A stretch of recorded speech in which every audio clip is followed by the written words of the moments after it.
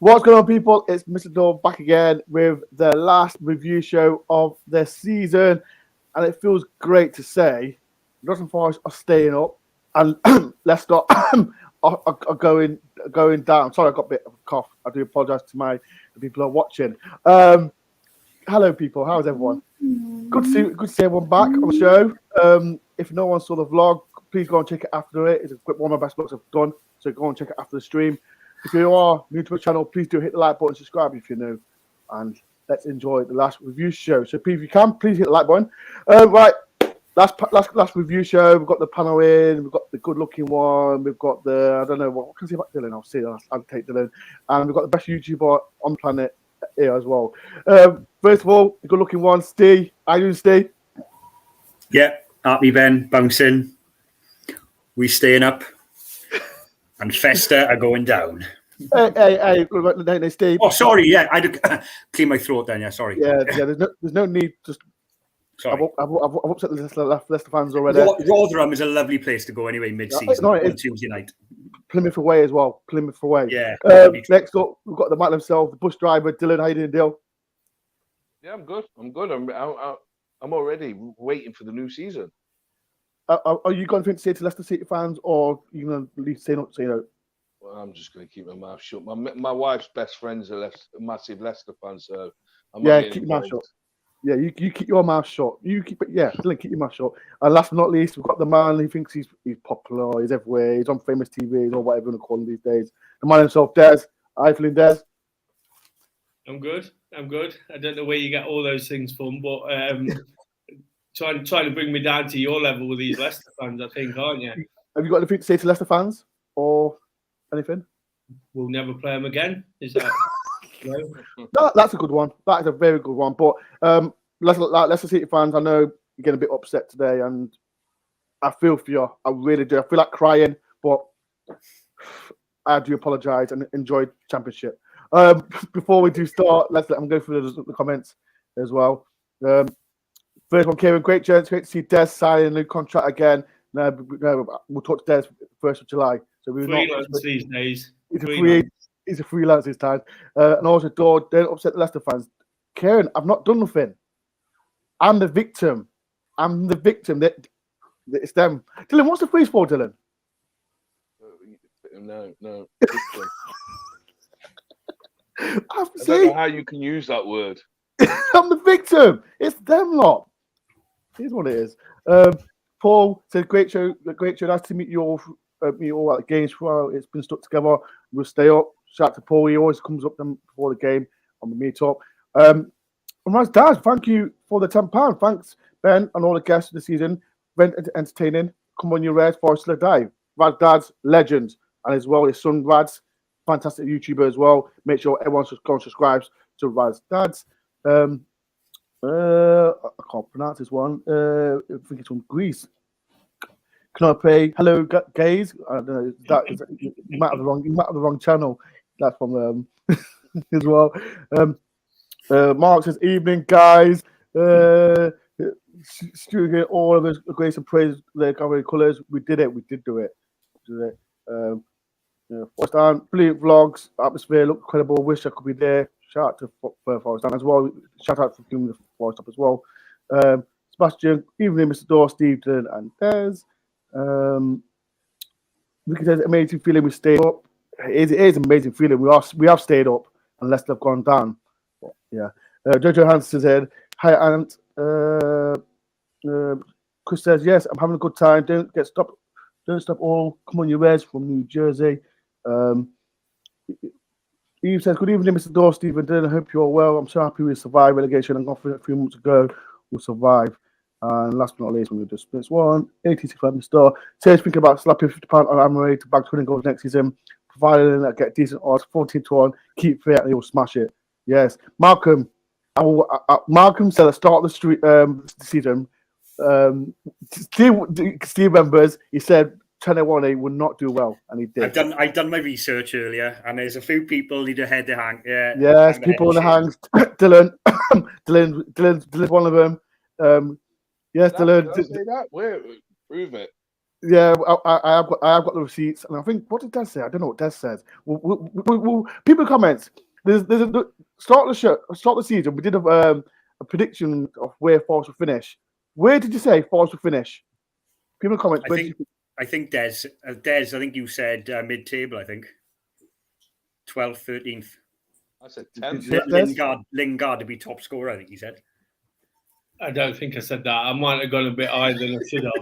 But, I think we all got a little bit carried away in it. August, didn't we? Just a tad.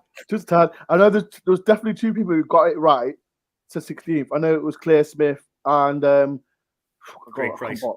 Why do you have to say his name? His head's going to be big now. He keeps bugging about it the last 2 days, but he got it right. So Craig, you're not getting no prize for it.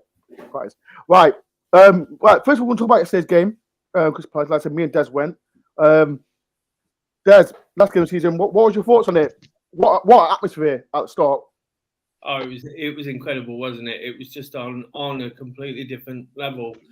We've been fortunate enough to go to lots of away games in the last couple of seasons, under Steve Cooper. First time I've ever been to every away game, which I'm really, really sort of feel very, very lucky. Like yourself. I'm not privileged in the sense that I have to go in the normal queue, but managed to get to all the away games, and it was just the icing on the cake, wasn't it? After so many sort of tense affairs, games where we'd gone 1-0 down after 5 minutes, and it was hard and it was a battle. To have that luxury yesterday of going to a game to have a little bit of fun, kind of used an analogy elsewhere. It's when you quit a job or you have to finish with someone, it's hard, but all of a sudden that weight comes off your shoulders. And it was like that yesterday, wasn't it? It was just a real cracking day. All the Forest guys there, people who knew that was just going for a bit of fun. The result didn't really matter. Does anyone even know what the score was? No, I think no one was. It was just one of those. Of course, it was nice when we went in front, and it was important. It would have been nice to come away with 3 points. But at the end of the day, that atmosphere, bouncing up and down, I'm sure everybody who went to the game, everybody who didn't go to the game, was probably there at 8 o'clock this morning, Bank Holiday Monday, for 3 hours looking at videos on the mobile phone of Waka Waka.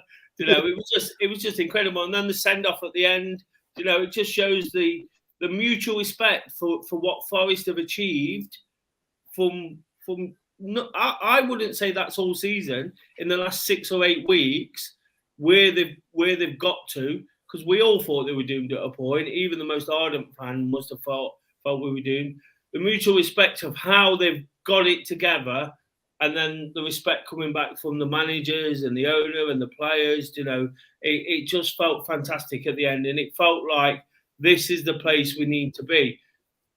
Amongst those tough times, how level we are, Dore, I got to a point where I thought, for God's sake, take me back, Championship. I can't cope with this. Yeah.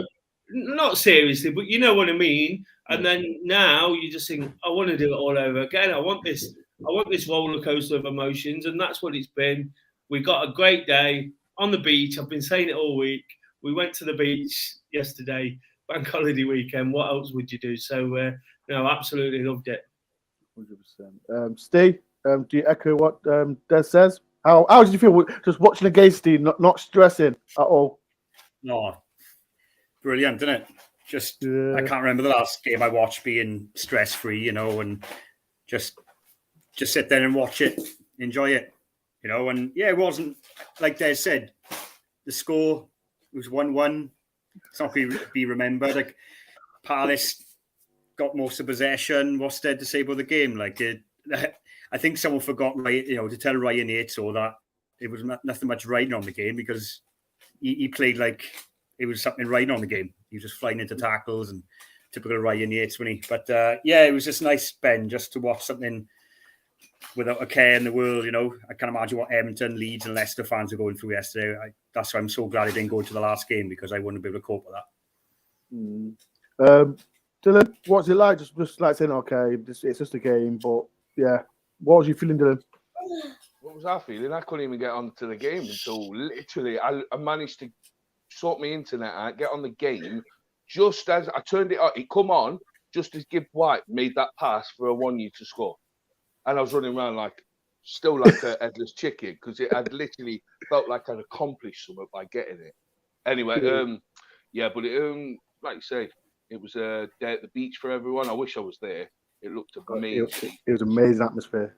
Do you know what I mean? And to see on social media, even the Crystal Palace fans saying that we're the best away support that they've had all season, the great. Do you know what I mean? And we've seen that from majority of fans coming to our ground or us going away, listening to them saying that the support from Forest has been absolutely amazing. So it was just good just to have a game out. I would have liked to have won it, because there was, what was it, £2.2 million on the line. Yeah. If they'd have gone up, they would have got extra money, but I think they come out with, is it 11 million quid in the end? No, is it? I think something like the lines. Yeah, something like 11. Yeah. They go up to about, I think it was just under 13. But anyway, good game. Typical. Do you know what I mean? Palace had all the ball. We hit them on the counter. So, glad it's over and done with now. Well, I was just going for the comments. Like I said, there's a lot to talk about. We're going to talk about Cooper and the players as well, because it's been a crazy season. Like I said, me and Des, we've gone to every game, and we're soaking the atmosphere from away from home. People like watching it from TV as well. Witnessing Forest playing the Premier League. People in the comments. We'll stop with individual things about throughout the season, and we'll start with Steve Cooper. People get involved. What I'm going to say, and I'll go through all the panel first. Let's start with Steve Cooper, because at the start of the season, he was written off by, I'm not going to say, can you say everyone? I'll say 75-80% of pundits, ex-footballers, blah, blah, blah. He's had a rough ride, first time in the Premier League. What's your verdict on Steve Cooper's season, Des? I think he's been incredible, hasn't he? He kept, for a team that gets promoted after so long, that have not got that sort of bounce back that Fulham and Bournemouth had to some degree. You know, players who perhaps are a little bit better for the experience of relegation and promotion. You know, to go in with the squad he did, we all know it was too weak. You know, we all, as fans, as people know in the club as we do, we understood why so many signings. Perhaps if we're being honest with ourselves, not so many signings, but we knew we needed a lot. You know, we knew we needed a lot of players, because certain players you knew just wouldn't be able to cut it. It's as simple as that. They made it clear at the end of the season there was no room for sentiment. You know, they had to press on, and Marinakis, he stood on the council house and told us that we have to make a new history. We all should have sort of took note of that and realised that he ain't for messing about. So I think when the season starts, it was always going to be tough, and everybody said, "Oh, it doesn't matter as long as we finish 17th, as long as we stay up, we'll have to take some beatings, we'll do this." But nobody really dealt with that very well, do they? Football fans are fickle in that sense. Even your own fans, you know, they don't deal with a defeat.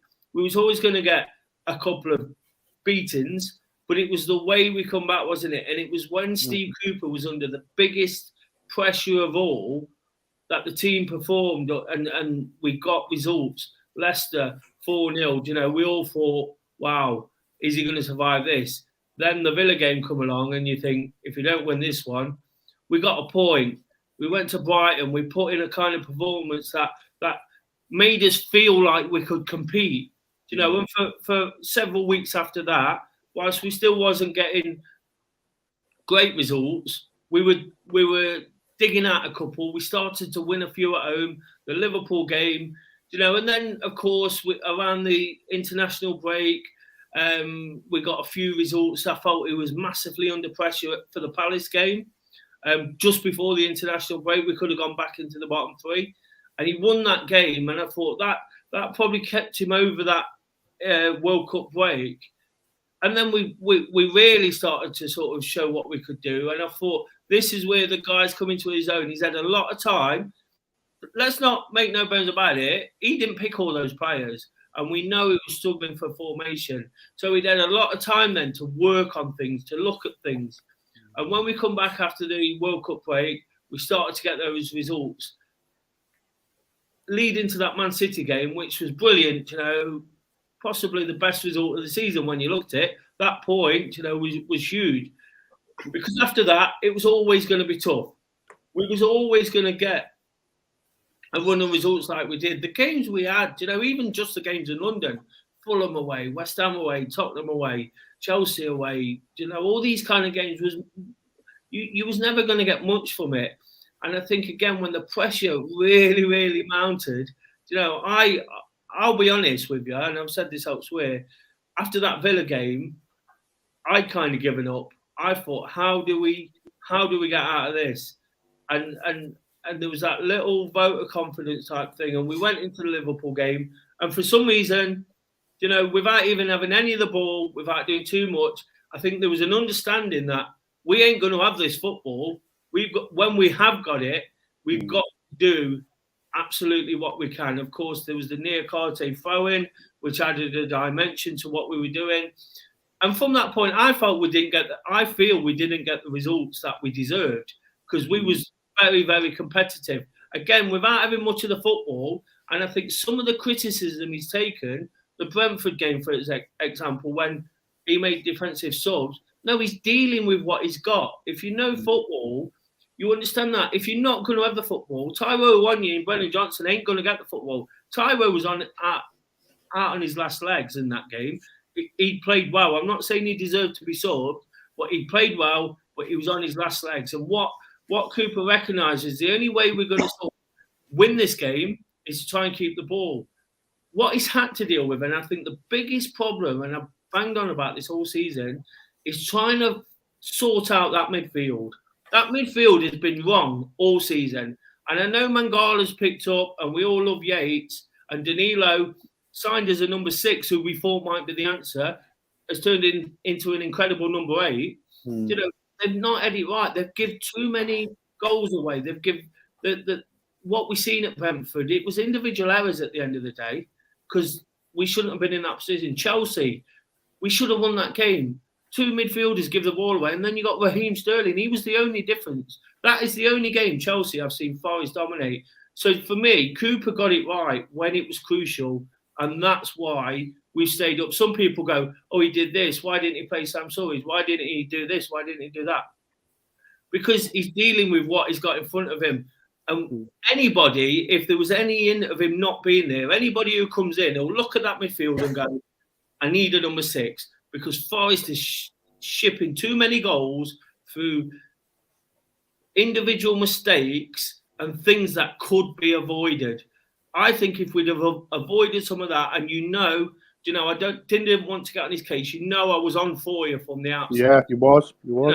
From day one, I was like, this guy ain't giving enough, because he wasn't composed in that midfield. In the Premier League, possession is 9/10 of the law, and the one thing we couldn't do for the whole season, but somehow we still stayed up, because eventually we got it right, was Steve Cooper. Steve Cooper was the man who did that. He got enough. He figured it out in the end. It meant dropping Brennan Johnson for a couple of games, when it all worked out. And look at the link up now between Morgan Gibbs-White and Tyrone Awoniyi. He's setting all his goals up. Again, I called Morgan Gibbs-White early. I was so excited to get this guy on board. I wanted him. We was all talking about who might we sign. And it's Cooper's man, isn't it? It's the people he could rely on and trust. And I think at times he's not had that option or the luxury of picking the people he can trust. And I think now he's got to a point where he's got these relationships. This is what Cooper's about, isn't it? Relationships. You can see the camaraderie with Niakate, with Lodi, with all these players who struggled at the start. And once he gets that going, that's what it's all about. And we're excited at the end of the season. When do you need to be excited? If we were going to have this battle, we wouldn't have wanted to be excited in January and then get relegated in May. And this is what Cooper does, isn't it? He's a finisher. Talks about finishes in football matches, but he does it every season, wherever he's at. He manages to find those results to get you over the line for where the club's at that particular time. And I think everything has to go down to him. I don't care what anybody says, because there's a lot of people out there going, this, and this. And just one last point. I know I've really banged on a little bit here. You like Dave. You like Dave. Going to that point about Foyer, it was in that midfield, where you think, wow, where can we put this right? Mangala was struggling, but again, an arm around the shoulder, and he's feeling a lot more confident, that guy. I don't think he's ultimately a long-term answer. But what we had to do with Foyer, Mangala, and one or two others is go, these guys have almost been ever present early in the season. There's a reason you're at the bottom of the league sometimes. You have to make big decisions and pull certain players out. It took pulling Joe Worrall out. We know Cooper and Worrall have got a special relationship, but it took pulling him out. And look what's happened at the end of the season. Joe has been... Everyone's giving credit. Everyone's giving credit. For the last 3 games, and it's about the way you cope and manage people, and that's exactly what's got us out of this mess. 100%. Steve, echo what Des was saying. Like, was there time of Steve? I think Cooper. I think it's time to go. Or did you keep him? Because as you know, all Forest fans know, we keep changing manager every 12 months or what, less than 12 months. But what where was in your head thinking that he's got to go, or did you believe in him? I think I've mentioned a few times on this show before, Ben. I think the Leicester game was the game where I thought he's gone, because that was so poor to lose to them 4-0. Because we saved Brendan Rodgers' job that day, didn't we? And then Cooper looked like he was on his way out. Leicester on top of the world, and look where they are now. Where are they? Oh, they're in the Championship. Okay, sorry. Then the other time I've mentioned is around that, Des touched on it, around that spell of like West Ham, Spurs, them kind of games where I didn't want Cooper to go, but I thought, part of me, one side of my brain was thinking, right, this ain't working. Something's totally wrong here, because the way we performed at West Ham was terrible, and that Spurs game was the worst game of the season for me. That was because Spurs were so overrated this season. We went there, we were so poor, and I thought, is Cooper got... Because we just didn't attack. We looked so poor that game. And I felt deflated, and I thought maybe it's time. But then on the other side, my brain was thinking, which I've spoken to all my mates who don't support Forest, they said the same thing. Even they said, you can't sack him now, because who can you get in? Who could we got in who was better or equal to Cooper? At that time, it could have been Graham Potter. We could have had Rodgers in. But I was thinking at the time, if we were to sack Cooper, this guy's going to come in. He has to save us, because he would have just been crucified. Because unless he kept us up, whoever it could have been, he was never going to win the fans over, because Cooper's 99% of the fans love him. So in my head, I thought, don't sack Cooper. Even though them games like the West Ham, the Spurs, the Villa game as well, the one Des just mentioned, that was a poor game as well. Them games were the games I thought, oh, but then I thought, hang on now, what's the point in sacking him now? Because look, and they mentioned on Match of the Day last night, West Ham didn't sack Moyes, stayed up. Bournemouth have kept Gary O'Neill for 95% of the season, stayed up. We've stayed up with Cooper. The teams have gone down, have changed the manager 2 or 3 times. Yeah. Need that consistency. Dyche came in at the right time. I always felt he'd keep Everton up with Dyche ball. That was probably the most sensible appointment of the lot. The other teams were just a mess. Leeds, Leicester, the 3 teams gone down are just a mess. And if we had sacked Cooper, I think we would have gone. Even if we had someone like Potter, Rodgers, Pochettino's been mentioned. Like apparently we approached him earlier in the season, which would mean madness. But yeah, I think for me, sticking by him has just worked out. And, I just want, before Dylan comes in, one quick thing. Only a few years ago, we were a laughing stock, and our fans were saying, we're sacking managers all the time. And only a few months ago, some Forest fans were saying, oh, let's sack him. What do you want? Do you want consistency, or do you want to keep sacking managers?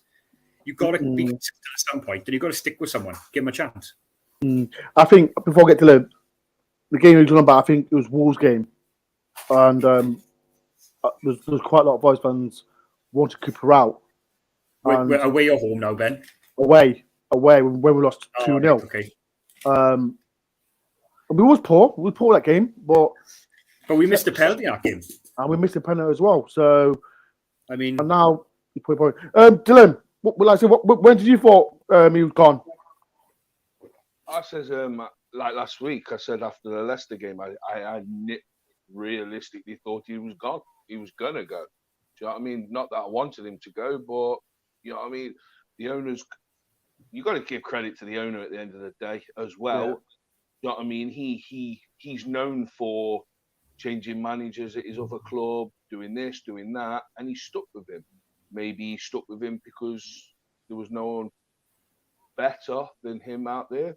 Probably he's probably spoke to about 10 different people. We don't know, but I'm just like the rest of the lads says. Cooper, this was his first season in the Premier League, so therefore, if you look at it on a way where the way I've been looking at it is when people have been talking about this manager of the season lock, I think. Yeah, And where don't he's get me not started even, doing that. Don't get me started. no, but what I'm trying to go with is like people mentioning, is it Gary Neal at Bournemouth? Oh, he's done this, he's done that, he's done this, he's done. Yeah, fair enough.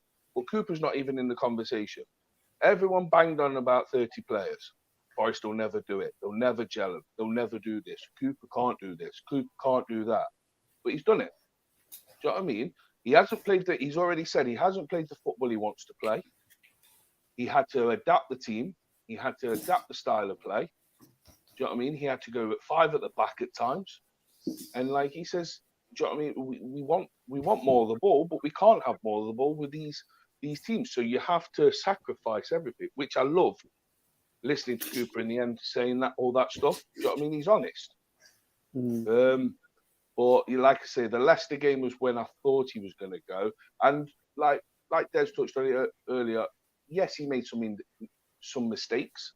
Do you know what I mean? Why did he bring him on? Why did he do this? Why did he do that? But he was learning. It was his first year in the Premier League. Do you know what I mean? So, but at the end of the day, he's come out of it laughing now. He's got the experience, 1 year in the Premier League, more experience. He's probably now sat at home looking at it, going, right, this is how we're going to do it. This is how I want to play. This is what I want to do. Put a stamp. This is what I know. It's not watching it. We're there. We know what we got to do. So hopefully the year in the Premier League and doing what he's done is going to give him more confidence and kick him on, because we all know he's a good coach.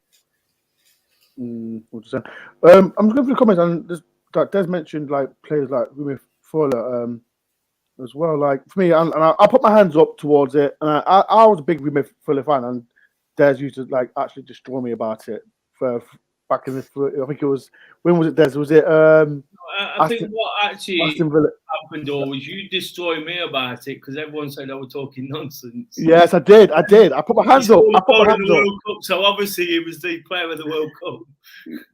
I didn't know. I put my hands up towards it. Like I said to Des, leave him alone, man.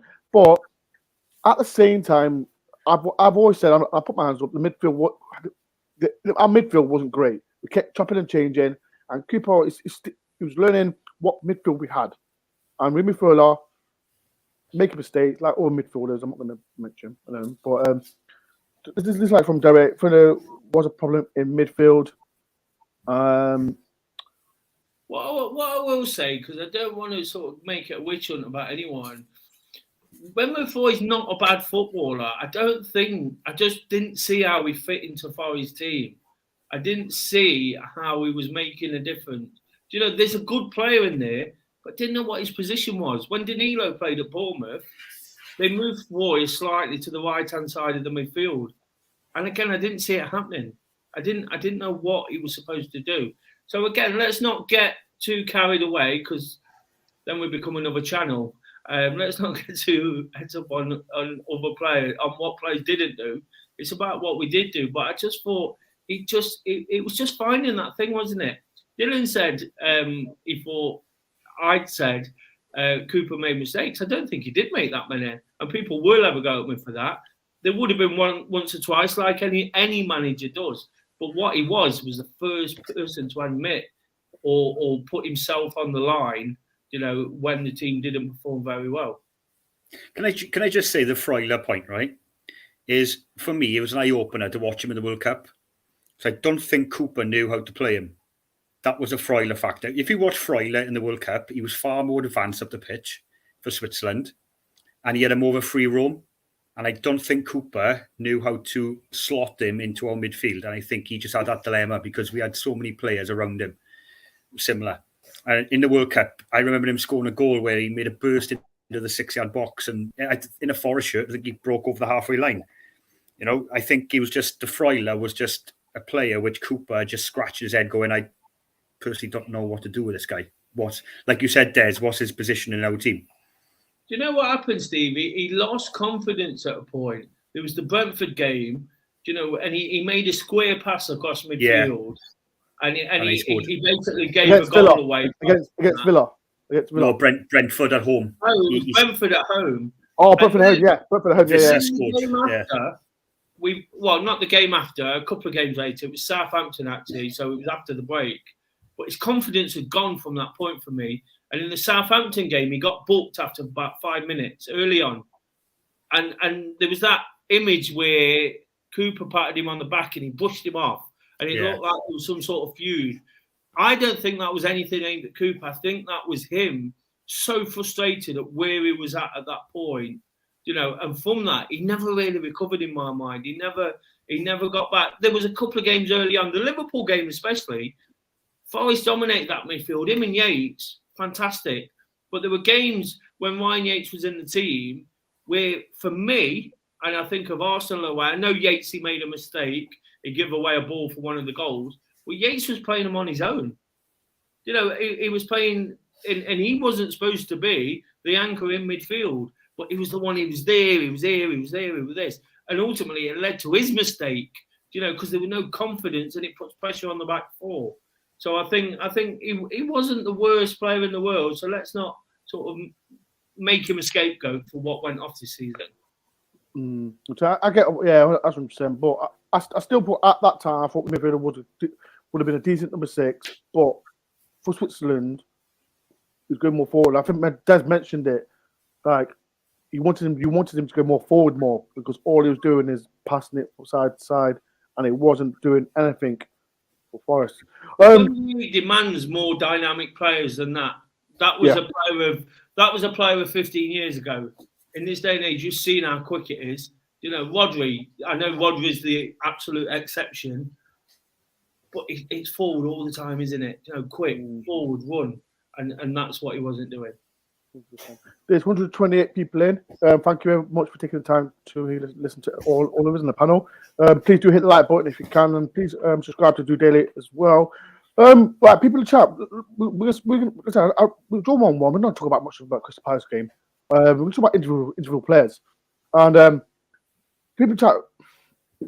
I'll mention a few players, then we'll go through the squad. I'm gonna mention Joe Worrall, because he's a player, like I said, Steve Cooper, first time as manager, Joe Worrall's first time as a Forest player playing the Premier League. And I'm asking you, Steve, reflect on Joe Worrall's season as a fan. And people in the comments, get involved, reflect on your opinion, how you think Joe Worrall has been in the Premier League. You go for you first, Steve. Joe Worrall, well, can I just say again, man of the match for me yesterday again. Fantastic. Outstanding. The only time he got done was in the last couple of minutes where Eze turned him and he got the shot off. That was the only time Worrall got exposed. But other than that, he's been absolutely outstanding since he's become back in the team. And I've said it loads of times in this chat, like all these Worrall haters and these people who backed him, I bet they were the same ones who were wishing him not to leave a few seasons ago when he was linked with Burnley and West Ham. You know, every summer he was linked with Burnley, wasn't he? Yeah. You know, is he going? And then all the Forest fans are going, oh, please, Joe, don't go. And all of a sudden now he's the worst player. Early on the season, he was up against world-class players. Like, I remember the game at Etihad against City. Haaland just ruined him. But that's Haaland. How can you judge him against players like that, you know? When I remember that game and people slating him, like, oh, Worrall's this, he's out, you know, he's out of the pace. Haaland has ripped apart some of the best teams in the world. So there's no shame in that. There's been a few mistakes in him, like the Spurs away, the penalty against Richarlison I saw coming from a million miles away. I seen that coming. But again, them smart players, you know, in the Premiership, they'll get them penalties, you know, and Worrall's still learning, like Dylan said. earlier about Cooper. This is Worrall's first time in the Premiership. You know, the highest league he's played in, if you want to call it the highest league, is the Scottish Premiership. Scottish Premiership, yeah. You know, in that league, Forest could probably win anyway. So, you know, we can't, and no offence to the Scottish League, but Worrall has been, again, he's just learning. He's still a young lad for a footballer, for a centre-back as well. You know, can you imagine how good he's going to be when he really comes to his peak? And I say about Worrall, he's at his best, and I've said he's been his best. I remember he paired up with Dawson a few years ago. He's with Steve Cook last year. He's been with Felipe. I think he needs an old head next to him. He's better when he's got that steady, experienced play next to him. He seems to get better, and I think he's happy as well when McKenna's in the team. He needs a good balance. I think if Worrall gets exposed, like we used to rib on Figueiredo when he was in the team, back in the day, and Worrall had a bit of a let off because Worrall was the stronger of the two. But now Worrall's been exposed now, especially in the season. But like I just said, it's his first time in the Premiership. What do you expect? He's playing against world-class players. And if Worrall was that good, no offence, but he would be playing for a top 6 side.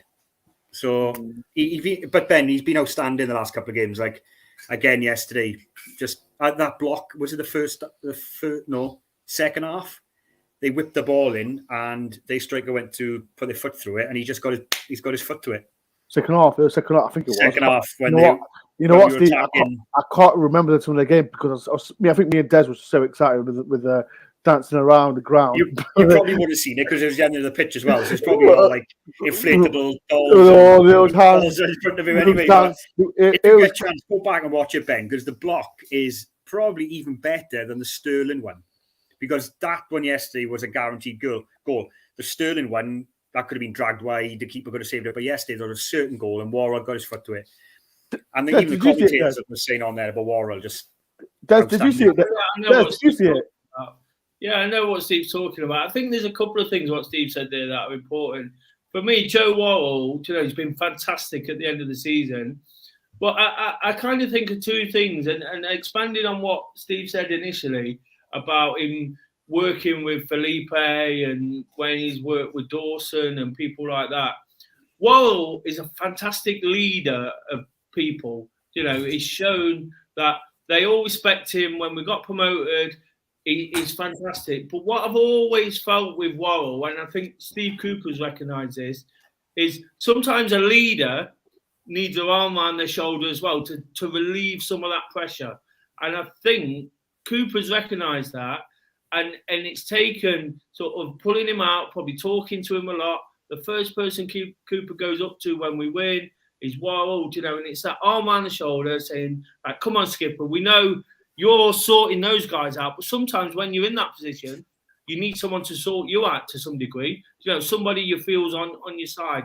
And I think that's a really important point Steve made, and I think Cooper has been that arm more so than Felipe, although having that calm, composed figure who's been absolutely brilliant is fantastic.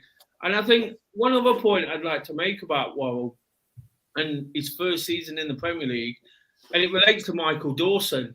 When Michael Dawson left Forest to go to Spurs, and I've seen the term used on here, he was a rabbit in the headlights. For a season and a half, he was shocking. He was getting found out. He was getting found out with the ball over the top. He was getting caught out of position. He was getting done for pace. He didn't know how far to stand off, all these kind of things. And I remember thinking, God, this guy was like a big thing. He was tipped to be an England regular and these things. And if you look at the way then Michael Dawson forged a fantastic career in the Premier League, Tottenham fans will love him now for what he did there. He was there for a long, long time, and he played with some top players, and he played in some relatively successful teams because Tottenham is a whole bottle it. This is what Joe Worrall could end up doing. It's a learning curve, isn't it? I spoke about Fulham and Bournemouth, and some of their players have gone through the experience of getting promoted, coming down, going up, and they're better for it. And Steve Cook's a classic example of that with Bournemouth in the past. He played for them in a low division and ended up having a Premier League career before obviously he got to the certain point where they did move him on. So I think the more and more he plays here, and it's proved this season, and then the fact that he's been pulled out, but he's been put back in, and then he's kept his place on merit. You know, it's not because he's captain, because he's this. When he's got back into the team, he's put in some massive performances. You know, he's defended like his life depends on it. And he's been the best player apart from Tyro, I guess. You know, you can't take anything away from what he's done. But he's been the best player over the last 4 or 5 games. You know, and defending for Forest is as big a part as what Tyro's doing at the other end, because we're doing a lot of it. And I think you have to bear that in mind, that I didn't always buy into the fact that you need Premiership experience. If you're a good footballer, you're a good footballer. But when you look at what the Premier League is compared to what he's used to, you know, we're all gobsmacked. You know, to be stood there with Ireland sort of ragdolling you about, you know, it's going to knock your confidence, isn't it? Conceding goal after goal, confidence is going to go. But I think they find a bit of a formula with him as well, and I just think he is what he is. He's Mr. Forest, isn't he? You know, and we all want to see him in the team and feel like there's a part of us in there as well, and that's the sentimental side. But it's almost like we feel when Joe Worrall's on form, if he's got those players next to him, we've got half a chance. 100%. Before I asked the panel question, I got a super chat from Forest Dan. Thank you for the £2. We're still Premier League, baby. Thank you, Forest Dan, for the £2. Much appreciated for that. People, if you're doing any super chats to help support my channel, because there's quite big things happening around the channel, so we'll announce soon. It'll happen throughout the summer. So thank you for the £2. Dylan, different question for you, Dill. What players has disappointed you this season? People in the chat, what player has disappointed you as well? I won't go through the channel again. What player, you had high expectations, but didn't really do much? Well, it's going to be probably on everyone's. Lingard. Jesse. But off the pitch, though, he has been praised. Praised. Yeah, well, if you probably look into it a bit more deeper of why he hasn't performed, you'll probably find out a reason. Do you know what I mean? Mm-hmm. So, therefore, do you know what I mean? He's not a player that's just, you're a good player. You can play the game. There's got to be somewhere along the line why he hasn't performed the way he has and stuff like that. But he's been great behind the scenes, rallying them all together, dancing like he did last week at the City Ground. Do you know what I mean? He's not even in the team. He's not in the team, is he? So why he doesn't need to do that? But for me, that was a disappointment, because that was the marquee, wasn't it? That was the big signing. That was look at Forest to beat West Ham to Jesse Lingard's signature. He's going to do this. Didn't work out. He had a little bit of a flourish towards the World Cup break. Obviously, injured again. It was it game? I think it was Crystal Palace and Spurs. Yeah, I think, and Blackburn away in the cup as well. And Blackburn away in the cup as well. Yeah, so he was the one that, do you know what I mean, got me. But no one really, do you know what I mean, like you're saying, Freuler, like the rest have just said about it. You don't want to make him a scapegoat. It's because he's an international. Do you know what I mean? He plays for Switzerland. It frustrates you because you watch him in the World Cup and you can see him play well. And then when it comes back to us, it's like the whole debate over the Harry Maguire situation. Puts an England shirt on, he's absolutely a beast. Puts a Man United shirt on, you can't do anything for him. So, but overall, I would say, it's the Lingard thing that's for me is we haven't seen John Joe, have we? You know what I mean? That's another one. It's probably that was the January one there where I was like, yeah. You know what I mean? He's there, but obviously wasn't meant to be. And hopefully we'll see him again, but not sure about that. But yeah. You never know, people. We never know what's going to happen with John Joe survey. Steve, what player has disappointed you? Yeah, I agree with Dylan. Lingard must, with the wages he was on, Lingard most likely what we had back off him. Omar Richards, I haven't even seen him. Who? I have. I've sat next to him a few times at the games. I've seen him. No, Nice Dylan, lad. we seen him at. I've saw him once, and that was Brentford away. That's where I saw him. And someone said as well online that they saw him at the Arsenal game when we were 4-0 down, and then he left or something like that. Someone said. Who else has disappointed me?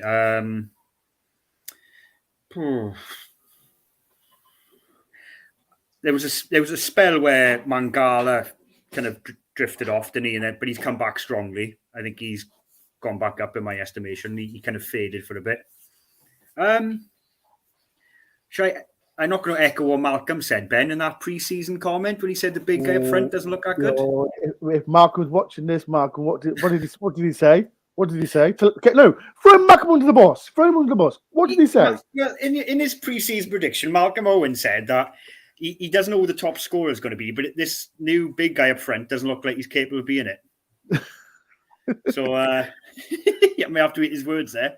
People, if you don't know what you're talking about, I did a pre-season. No, before the season started, I did a video for all Forest fans can come on, and they did a bit. And Malcolm said, "Tyler won't basically won't score no goals." So Malcolm, I'm throwing you under the bus. You shouldn't have said that. So he's gonna kill me now, but yeah. Yeah, like Dylan said, probably Shelby as well. Obviously, that's just fallen through the floor in it. And that's pretty much it. I think Sturridge, I haven't had a chance. Something happened there in January. Something's not quite right there. That could be down to politics or something, and might not be over or completely over falling out with Cooper. It might just be something else. But yeah, probably Jesse Lingard for me, the biggest disappointment of what we've had in return. But off the pitch, morale, he looks like he's kept the morale going, to be fair to him. And he has, he didn't have to travel and be there every game and sit next to the dugout. He could have just sat at home and watched it or watched it up in the stands, couldn't he? And the one player I do feel sorry for was Lewis O'Brien. I thought he could have been someone who could have kicked on. And again, we don't know what happened there and he got let go. But hopefully he'll have a strong summer now and maybe he'll be back in the team next year. I think he can add something to our midfield as well. So that's my opinion anyway. 100%. So I'm saying there's quite a lot of comments. There's this one, Gordon. Scarpa will go to. I don't know where he's gone, if I'm honest. Gordon says, call the team. What will are we worried the cost of Philippi? Yates, we've got a big T. Start from there. Where else on this? Like I said, we mentioned we follow told to play like that for Forest. Maybe like he did play well for Switzerland, and he scored a goal in the World Cup as well. Specialist Dennis for me, not good enough when he come on. Dennis. Yeah, but yesterday, to be fair, he did come on. He had a little spell of doing all right. Yeah, hit and miss. Yeah, hit and miss, people. Before we do the next subject, because bloody hell, the time's gone fast, deal. 1865 Red, thank you for the £2. Keep up the good work and enjoy your holiday. Yeah, I will do. I think I would. I deserve a holiday because I need a rest. So, but thank you very much for the £2. Right, next topic. Player that you've been impressed with this season, improved. So I'm going to start with you, Mr. Des Daly. What player have you enjoyed or you've been impressed with? People in the comments as well, get involved as well. I think it's been a case of enjoying players at different times, isn't it? Yeah, You've come off the back of that question, and Dennis has been a real frustration of mine. Someone like that. And then you mentioned what was said about Taiwo Awoniyi. He's been a joy recently. Because of his enthusiasm and the way he's got these goals. I actually think he should be the Premier League Player of the Month.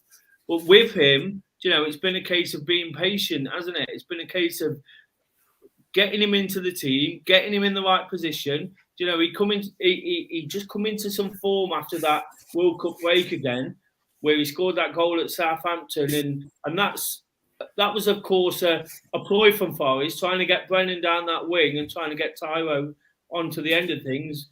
Gibbs White slotting it through wherever he could. So I think it's just been unfortunate that he's picked up injuries at the wrong time. It would have been great to see a full season. And what I am going to say to sort of counter what's been said already, let's not be silly about this. There's still a long way to go with Taiwo Awoniyi, and you can't fault his goal record. I love him as a person and what he's all about, but he's also there's also some rawness in there that needs working on. And if things aren't going for you at times, it looks like it's never going to happen. So enjoyed him when he's been on form. Really, really enjoyed what he's done. Enjoyed the fact that Henderson's come and really, really embraced the club, and he's really got involved. Love the fact that we've had Navas. But the one real one, which I think ultimately made the difference, although it took him a long time to be on the winning side, is Felipe, isn't it? It's that assurance, building from the back. All good teams, and especially a team that are going to struggle, all teams that are going to get anywhere or where they need to be are built on a strong defence. And I think Navas coming in, although I criticised him once or twice, I think that offered reassurance when we didn't have Henderson. And then you've got Felipe and Nia Carter as well. He's come back well after whatever happened earlier in the season. But Felipe, all good teams are built on that strong, commanding leader. And like Worrall, in a different sense of the word, purely on ability, he leads. He leads the team. You saw with that finish when he scored that goal that got ruled out.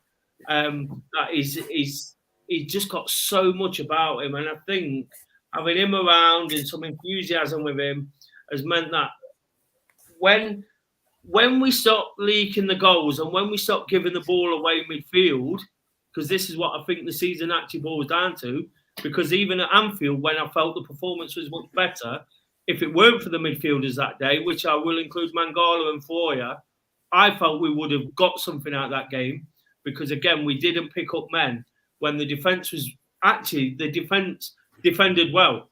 And I think that's the guy for me who's made the difference. It's him, and a little bit of changing for you. Yates coming in, even though I don't think Yates has done too well at the end of the season. He's obviously been out for a long time. I'm not saying he's done bad, but he's not been the player we've seen. And then getting it right, Mangala coming into form, getting it right with Danilo. I think that's been the real thing. And I think for me, it's all worked since we found a way at the back to be able to defend when the midfield do their job. Do you get what I'm saying? Yeah, I get what you mean. 100%. Before I get Dylan, I've got another super chat from Spesh. Thank you for the £4.99.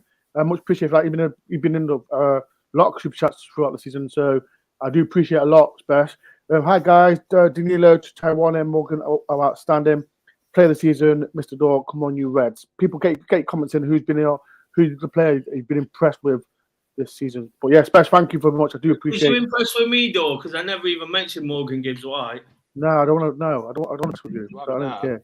No, not I have now. Des, well done. Dill, who's the player that you've been impressed with? I've probably got to agree with what Des has said. Do you know what I mean? Like you say, Philippe's a beast. He's a beast of a man. Do you know what I mean? He kind of started to steady the ship when he came in. Do you know what I mean? I kind of noticed Worrall picking up more with his leadership, with his experience, probably helping him up off the pitch with what he's doing and stuff like that. You've got players like Loddy. He took a while to get into it, but he got there. And then you've got, like we all know, Mr. Morgan Gibbs White. He took a while to get into it, but as soon as he started to get his rhythm, his flow, his assists and that, he's been great. So I don't think personally you can pick just one player out of them, but I think the best probably free signing we've got, like out of just a free agent, was Serge. I think at times he played absolute like a beast down that wing and at right back and that. But yeah, there's like you say, there's got to be a couple. There's got to be a number of them. There's not like where we've all just said, I've just picked one person I was disappointed with. But overall, when you look at it more, looking at who you're impressed with, Philippe, Gibbs White, I like Lodder, I like Serge, I just like them all. Navas, do you know what I mean? How many points did he save us? Yeah. You know what I mean? Them vital saves that he made. You know what I mean? I'm not saying that Henderson made them or anything, but he seemed to step up to the plate. We all know what he's done. What was he, 30? He's 36? 36, 35, 35, I think he was. 35. Yeah, but won Champions League and stuff. And to make his debut in the Premier League, near enough at the back end of his career, and to do what he did. So, yeah, I ain't just got one, I've got a number of them. Steve, what player have you been impressed with? What players have you been impressed with? The Brazilian boys for me, to start off with. Lodi, Felipe, and Danilo. Especially Felipe, absolute beast. You know, for such a handsome guy, he's just absolute monster, isn't he? You know, he's just a beast. Lodi as well, picked up after that Leicester game. I thought he was done because he got absolutely slaughtered online for that performance. And then he came back stronger. Danilo is going to be a class player. Gibbs White is just a complete baller for me. Outstanding player. But the one player, and I've said it a few times on this podcast, I take it back what I tweeted years ago. When I tweeted the worst Premiership player was Serge Aurier, and I take it back. Really?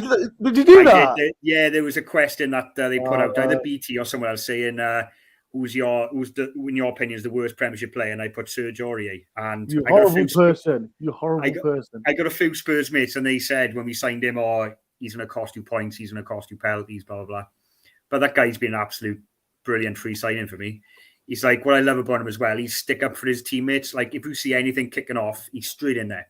Doesn't care who they play, and he's got no respect on the pitch for them. It doesn't matter if it's Haaland or De Bruyne or whoever. He's straight in there, defending his team. He just plays 100%. You know, he scored against Chelsea, which, you know, that goal was a striker's goal, and it's just his overall performance is like he's just, for me, he's been consistent. There's been a couple of ropey bits which were a bit. Here he goes. His Wi-Fi's not working again. Steve, your Wi-Fi. You're not being paying your Wi-Fi again. People, if you want to do any super chats, he's back now. That's Serge Aurier, isn't it? Interfering my Wi-Fi. It's Serge Aurier playing with your Wi-Fi. Yeah. Come on, He's coming to cut my cable, is he? No, yeah, Serge Aurier for me, Ben. That's the one. That's the player who's impressed me the most. Okay. Any comments? What players have been impressed with? I think I've gone through him. Callum says Felipe, Yates, and Brennan. Michael says Johnson. And I will mention that, but Brennan had a good season as well. We only get better next season. Let's talk about Brennan, because I was talking yesterday to a fan, and it's his best mate, Jude. Shout out to Jude. I was saying with Brennan, like I said, people are going to love him and people are going to hate him. He's got so much pressure on him because he scores goals, he makes assists as well, but he's only going to get better, and people need to be wary, because he's going to be linked with the teams as well. So people can get upset if he doesn't get linked, because he's so good.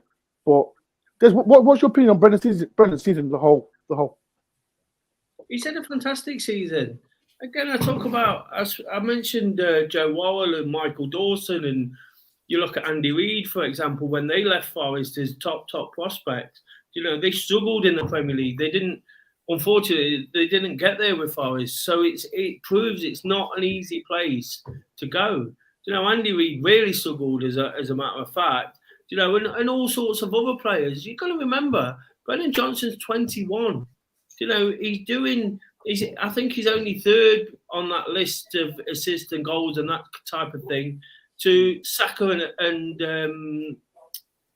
Martinelli at Arsenal. You know, and it just proves what a quality player is. He's not going to be perfect because, again, we're a team that have had to do a load of defending. You know, the midfield wasn't right to get the link up, to get the ball up to them. You know, people were criticising Gibbs White earlier in the season, saying he's not what he's cracked up to be. Brennan was banging the goals in. Brennan's not a centre forward, so he's adapting to a new position as well as adapting to the Premier League. Let's remember, 2 years ago, even less than that, it looked like he might be going back to Lincoln for another season. But they took him back and they used him a little bit, and then he got dropped under Chris Hughton. We all know how good he was, but he got dropped, and then there was Thanks, Des. Thanks. There was that moment in the Derby game where he kicked on, and you know, players will go through these kind of patches. You know, you see it with all sorts of players. I don't know how many's Jesus got this season. I know he's had a bit of time out of the team, but he probably hasn't got many more than Tyro or Brennan. And Brennan's a real asset to our side. He's had to adapt, you know. And when we've been dangerous, when we've scored goals, you look at Brennan, you look at Morgan Gibbs White, and they've been consistent. They've been consistently involved. We can sing praises for. Sorry, I've got a dog going a bit wappy. We can sing the praises of Tyro for what he's done over the last couple of weeks. We can sing the praises of Danilo. I'm not doubting that they've been quality, but these guys have done it all season as well. So let's not forget that, because we're caught in the moment and caught in the excitement. Brennan and Morgan Gibbs White have been the constant providers of the goals, you know, all season long. So the impact has been, and you take Brennan out of that team. Do you know, if Forest got relegated this season, first two players, teams like Newcastle, Tottenham, Aston Villa, any team like that, the first two players they look at are Morgan Gibbs White and Brennan Johnson, because they're the guys who have proved, in a poor team as we were, let's make no bones about it, for 2/3 of the season, we was extremely poor. And even at times in the final third, we just found a way to get through. We were poor, and these two guys still found ways of creating chances and scoring goals and being an integral part of keeping Forest in the Premier League. Tyro's got 10, Brennan's got 10. They're not being spoken about in the same vein anymore, are they? Nope. But again, you know, this guy's done a lot for us, Brennan Johnson, and I think people are far too quick to forget how young he is, you know, how raw he was this time last year, and the fact he's having to adapt to a different position. So I think he's done beyond anyone's expectation. I think you're talking of a 50-60 million pound player now. Was that with Morgan Gibbs White or both? Well, both. Morgan Gibbs White's 45 million apparently, wasn't he? So he's got to be worth 70 million. I think with Brennan, I think Dylan put a tweet out there a couple of weeks ago. Was it you, Dylan? Or was it Jamie? Somebody asked, Dylan might have responded to Jamie saying he's worth 40 million. I said, 30 million. I said, double it. Because the guy has scored 10 goals in the Premier League.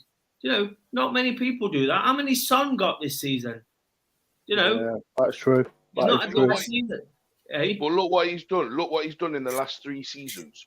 He's played in League One, smashed it. Played in the Championship, smashed it. Come into the Premier League and made a name for himself. That's right. Brennan scored a third of our goals, really, isn't he? Absolutely. Yeah. He's the best finisher at the club. You know, his finishing is far better than anybody else. 100%. Yeah, that's 100%. Well, Blue, gone over the hour. This has been a great show. Thank you. Everyone has had their part, but I think we'll have a final say before we go. Tomorrow, I am doing a show. If any Forest fan wants to come on the show, have a little 5-minute slot, please message me on Twitter, Instagram, or email me. You can come on. I'll start the show at 8 o'clock, 8 or 9. 8 o'clock. Around the time, we're 8 and 9. I'll post it tomorrow. So if any Forest fan wants to come on tomorrow's show, please come on. Like I said, anyone can come on, so feel free. All around, let me start with you, Steve. As a Forest fan, have you expected like to be? What's the question now?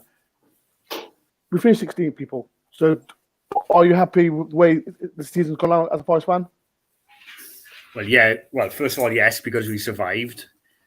But I think the upside of it is, playing these big teams that I know I haven't been to any of the grounds, but you guys have, and going to these big grounds and these big clubs, that's where we need to be. And also our atmosphere at home, we've been outstanding. Even a lot of people I know who've been watching on TV say, that special Arsenal game, the atmosphere was incredible.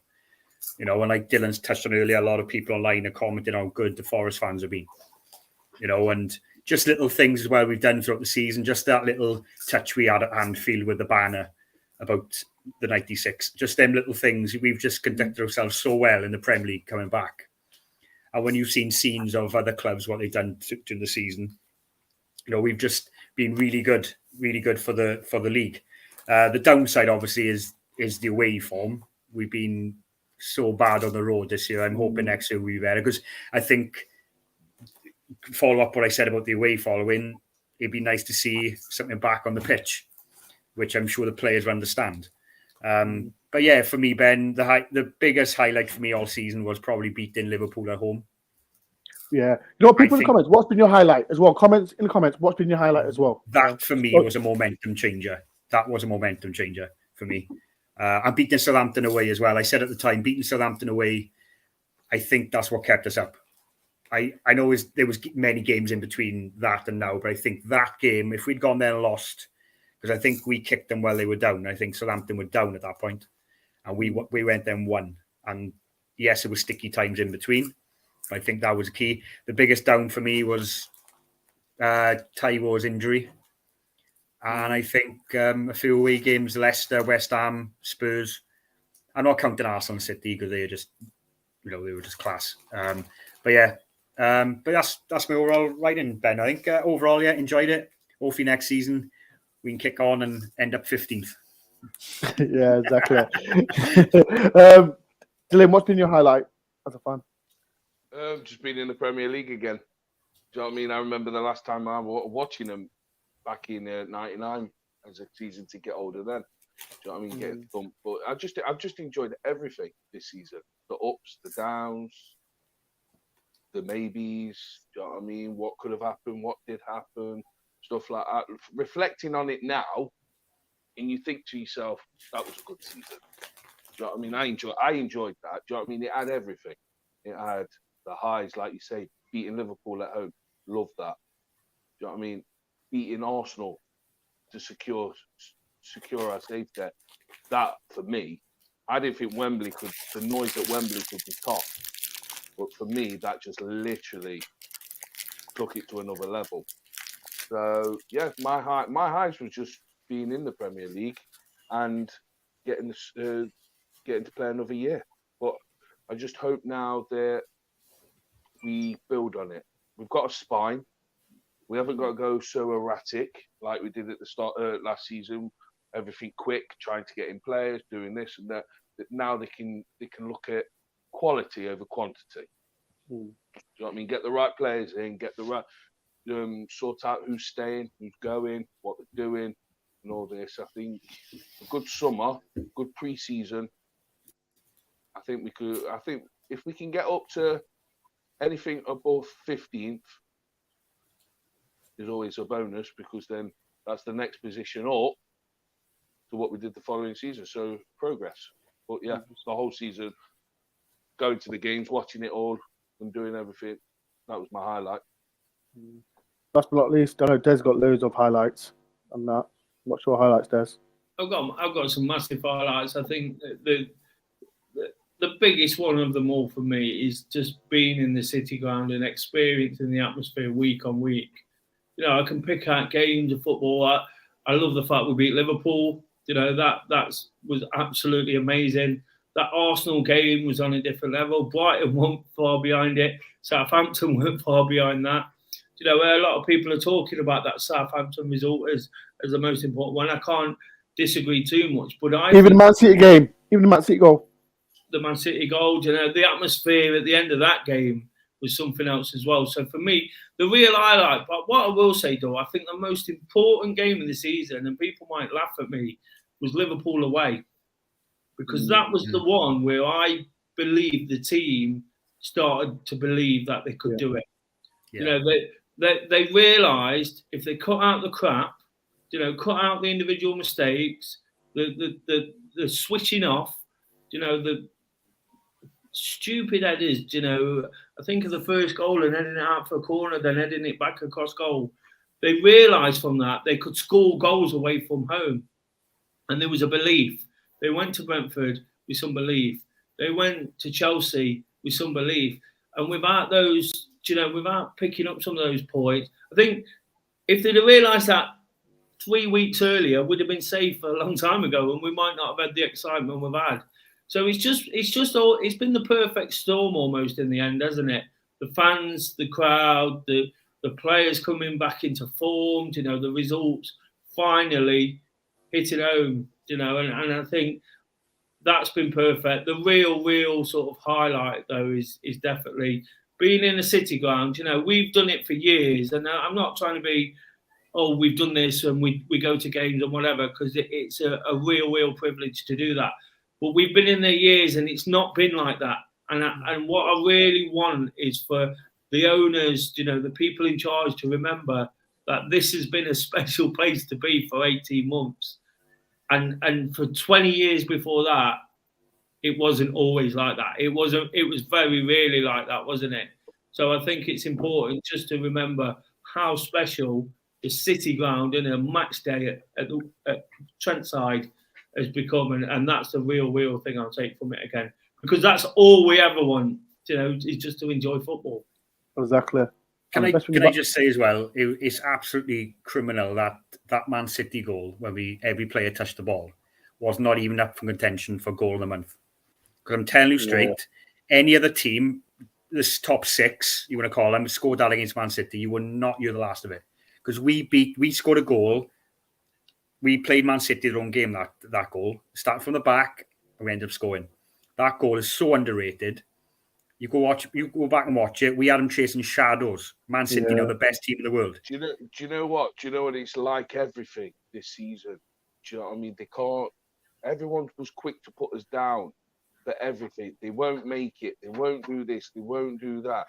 I've not seen hardly anybody coming back and eating the words and saying, fair enough. You know what? That's so bang on. That is so bang on. Because I mean? What annoyed me, Dylan? Sorry to put it in. What annoyed me, because I don't want to talk about it and everyone.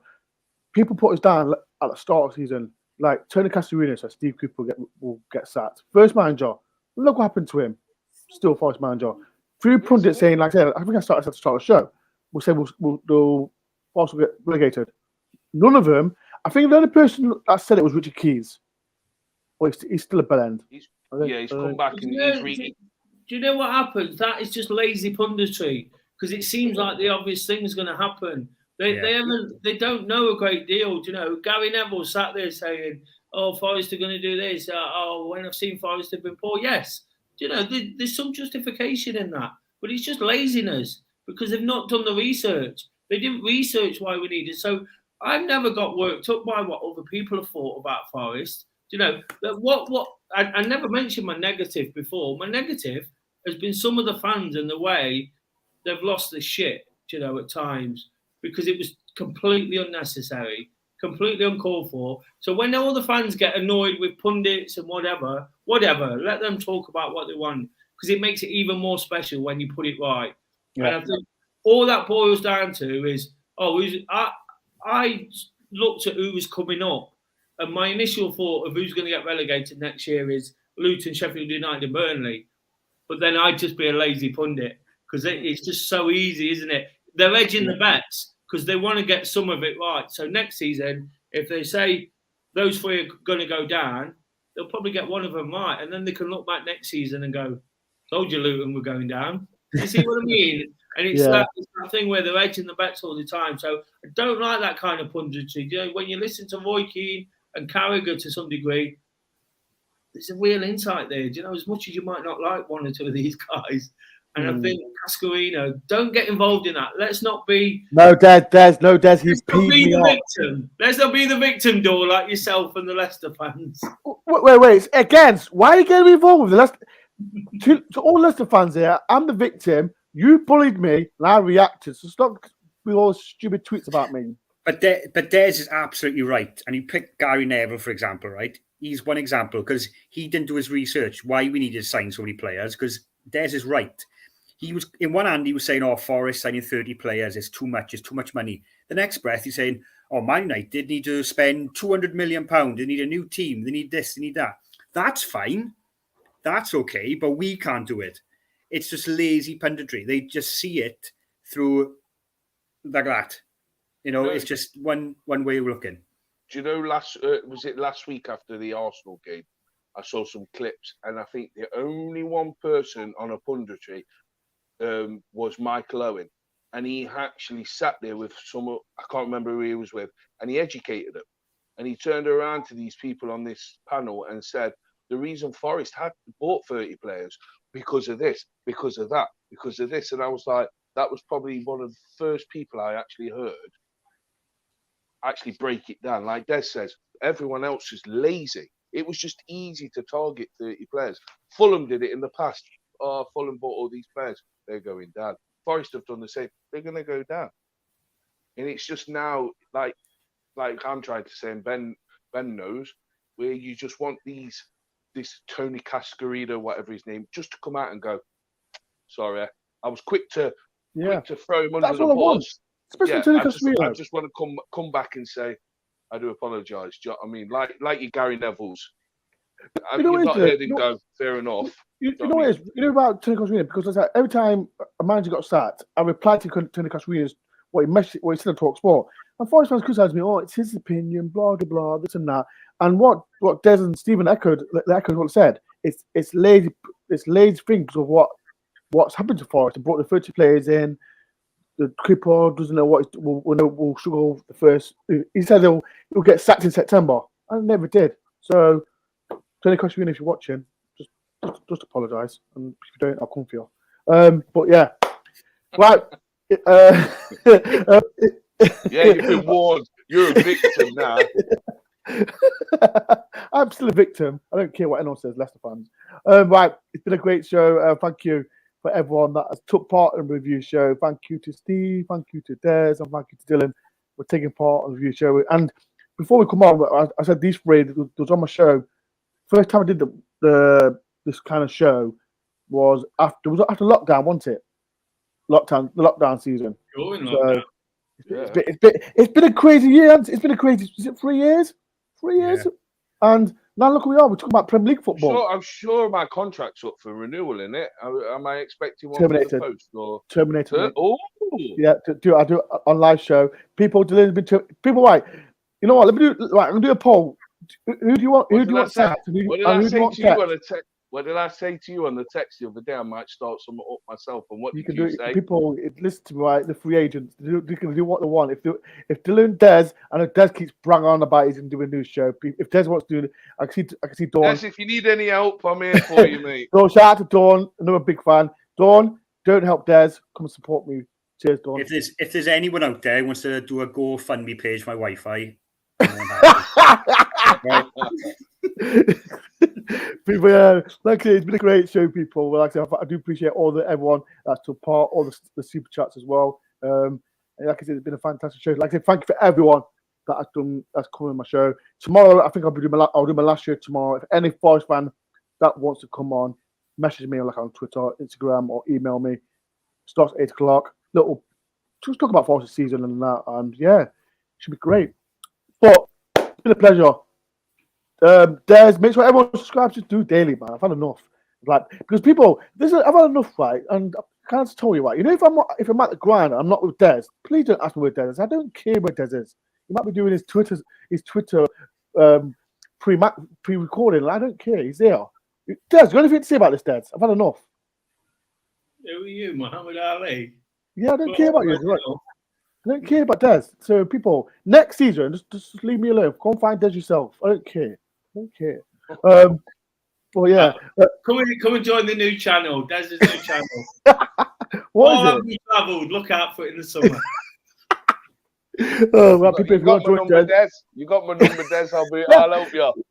Monday night, dial in with Des. You know, we'll be there. People, if you want to, go and feel free to Des. Des on tour, isn't it? Doesn't. Yeah. Right, people, it's been a pleasure. Thank you for everyone for coming on the show. Tomorrow, like I said, if you want to come on the show, please do. I'll put email out there. But yeah, we're staying up. Leicester, you're down. I've not mentioned Leeds as well. I've got a few friends in Leeds, but I don't care. They're down. But Leicester City fans, stop messaging me. You're down.